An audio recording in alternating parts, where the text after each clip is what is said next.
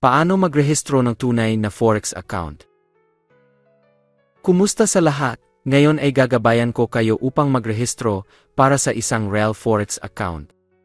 Una, para magperehistro para sa isang Forex account, kailangan mong i-access ang sumusunod na address. O mag-click sa link sa pagpaperehistro ng Forex account sa paglalarawan ng video na ito. Ngayon, magbibigay ako ng halimbawa ng pagrehistro para sa isang Forex account sa XM Broker. Maari mong ma-access ang XM sa sumusunod na address. Para sa ibang mga broker, palitan lang ang pangalan ng broker ng naayon. Magsimula na tayo.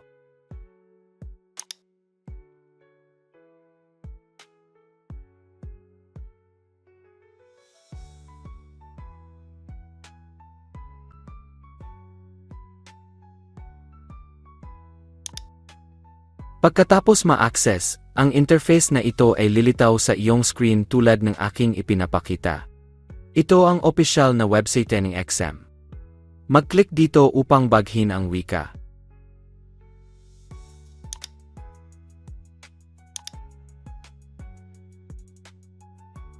Upang simulan ang proseso ng pagpaparehistro, i-click ang Magsimula dito.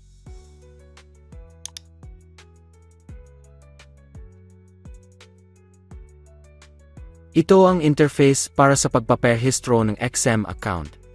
Mangyaring punan ang iyong bansang tinitirahan, email, at password.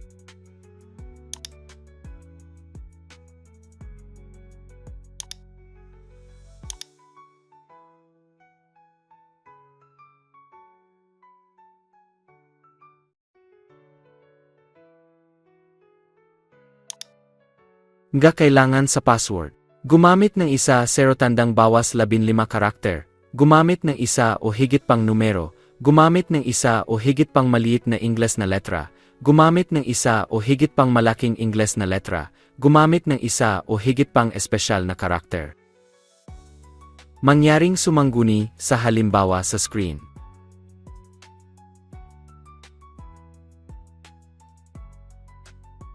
Susunod, mag-click sa kahon na ito.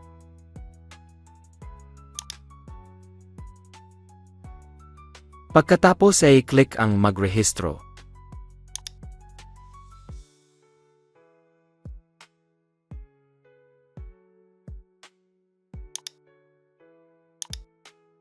Nagpadala sa iyo ang XM ng email ng pagpapatunay. Magbukas ng bagong tab para ma-access ang mail.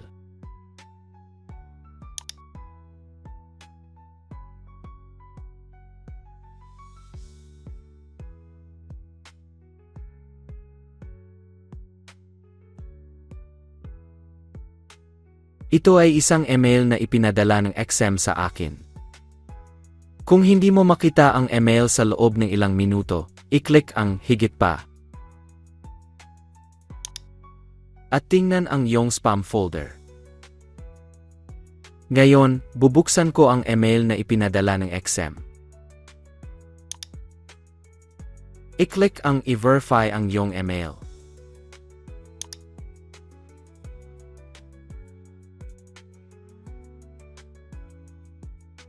Upang simulan ang pangangalakal, kailangan mong i-verify ang iyong account. I-click ang I-verify na.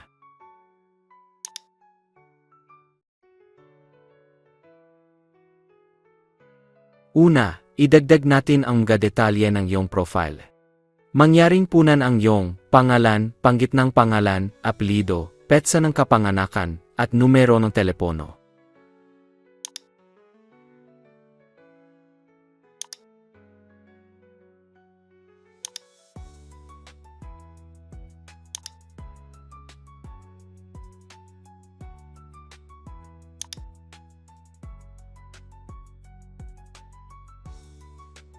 Pagkatapos punan ang impormasyon, i-click ang Magpatuloy. Sa seksyong ito, mangyaring ipasok ang iyong address.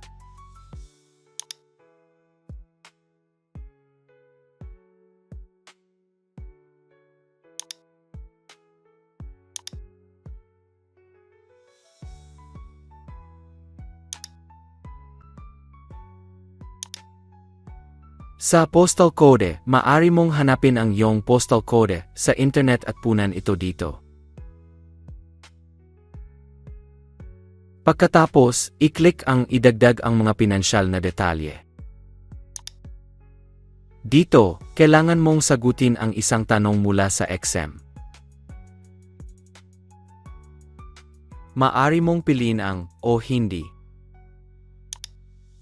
Pagkatapos, i-click ang magpatuloy.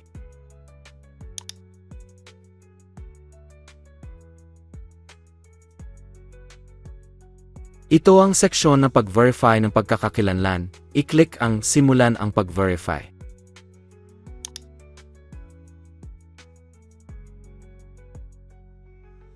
Ito ay paunawa sa privacy. Mag-click dito para pumayag. Pagkatapos ay i-click ang simulan. Una, piliin mo ang iyong bansang nagbigay o rehiyon.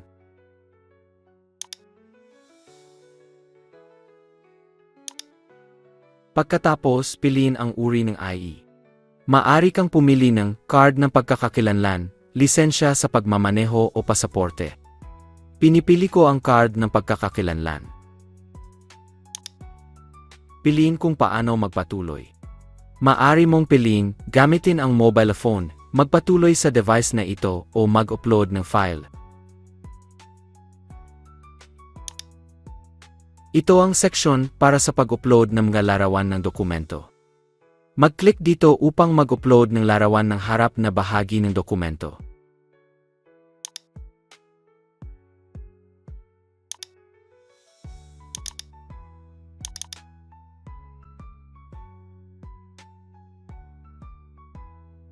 Mag-click dito upang mag-upload ng larawan ng likod na bahagi ng dokumento.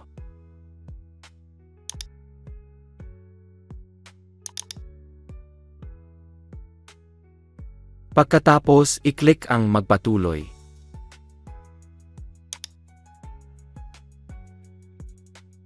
Ito ang seksyong pag-verify ng mukha. Kakailanganin mong iscan ang iyong mukha para ma-verify na isa kang totoong tao. I-click ang magpatuloy. Mag-click dito upang i-on ang camera. Pagkatapos, sundin ang mga tagubilin ng exam upang makumpleto ang pag-verify.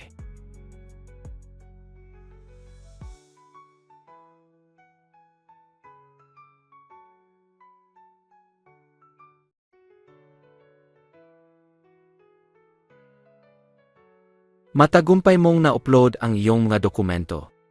Upang tingnan ang impormasyon ng iyong account, i-click ang bumalik sa members era.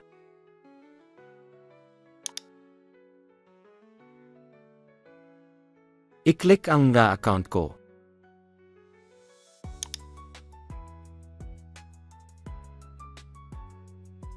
Pamamahalaan mo ang iyong mga trading account dito. Ang account ay nahahati sa dalawang seksyon, Real account at Demo account. Sa seksyon ng Demo account, mayroong Demo MT5 Standard account na ginawa ng XM para sa mga gumagamit. Sa seksyon ng Real account, mayroong Real MT5 Standard account na ginawa ng XM para sa mga gumagamit.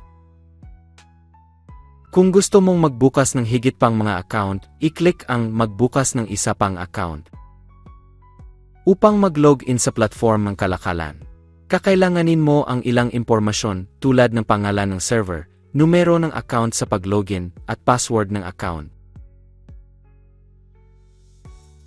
Upang mahanap ang impormasyon ng account, mag-click muna dito.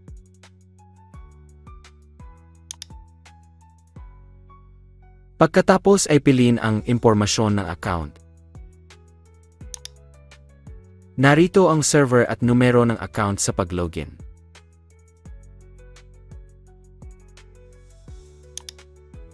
Kung gusto mong baghin ang iyong password sa pangangalakal, mag-click dito.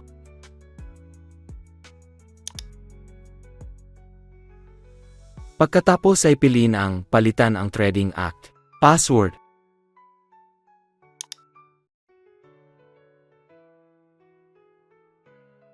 Mag-click dito para gumawa ng bagong password ng trading account.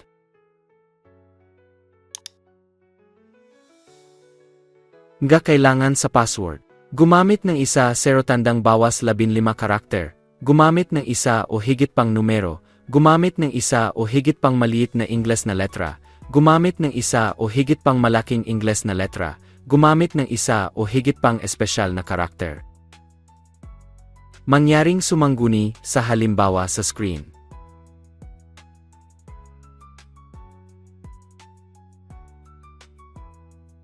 Susunod, ipasok ang kasalukuyang password ng profile.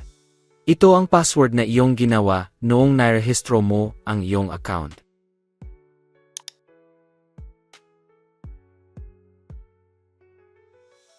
Pagkatapos, i-click ang palitan ang password. Napalitan ang password. Matapos matagumpay na ma-verify ng XM ang iyong mga dokumento, maaari kang mag-log in sa iyong account at magsimulang mag-trade.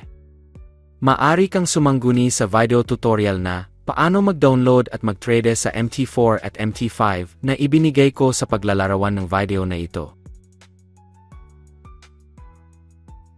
Nakumpleto ko na ang mga tagubilin para sa iyo upang magrehistro para sa isang Real Forex account. Nais ko sa iyo ang tagumpay.